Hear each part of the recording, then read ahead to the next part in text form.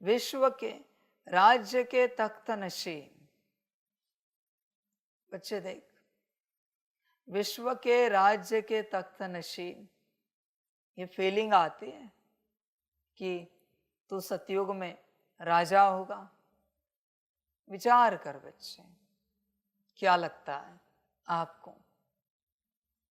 समझ के बात है, सभी अपने से चेक करें। आप अगर सतयुग में जाते हो तो क्या बनेंगे, या जहां भी जाओगे शरीर छोड़ने के बाद आपका पद क्या होगा? अपने से विचार करो। ऊंच पद के लिए पुरुषार्थ कर रहे हैं ना, तो स्वयं से विचार करें कि अभी इस घड़ी अगर शरीर छोड़ा तो किस सदगति में पाएंगे, अपने आप लेके जाएंगे। विचार करो, इस घड़ी अगर शरीर छोड़ा तो क्या होगी गति, सदगति? समझ है बच्चे? होश में आ जा। तू आत्मिक स्थिति में ही नहीं है, न तूने कुछ कमाया है। गति सदगति बच्चे कैसे होगी?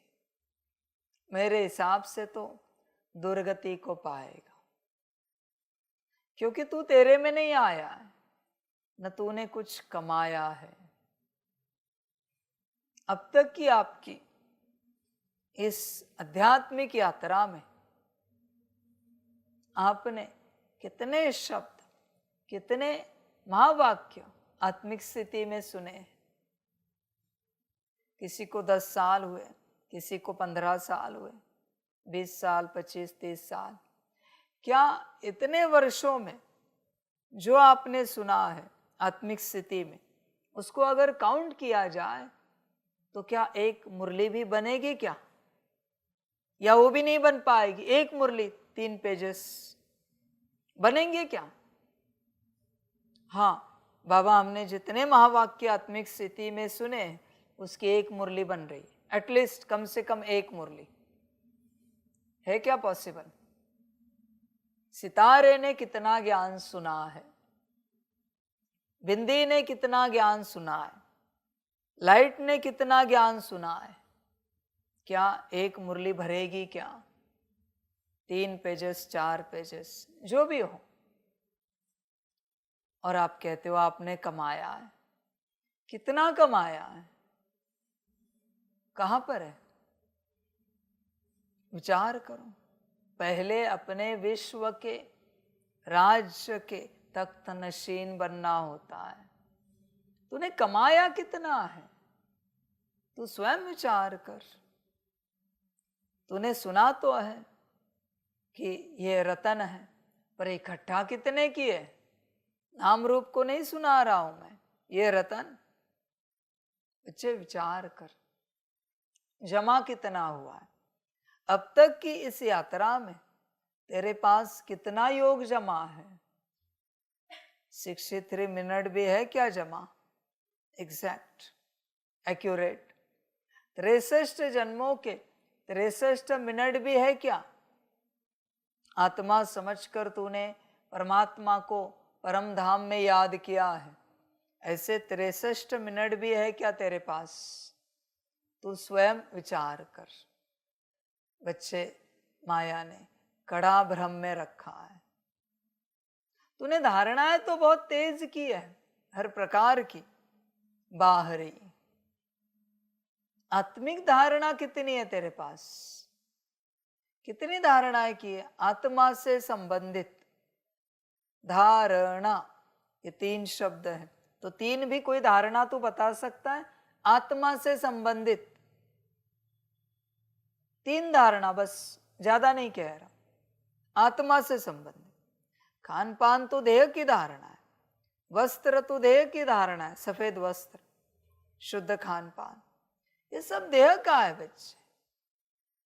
अच्छे बोल बोलना है, बाहरी धारणा है। अच्छे कर्म करना है, बाहरी धारणा है। अच्छी दृष्टि से देखना है, बाहरी धारणा है। आत्मिक धारणा बता। आत्मा से संबंधित बस 3 धारणा बता, है तेरे पास? अच्छा विचार कर, कहां पर है? तो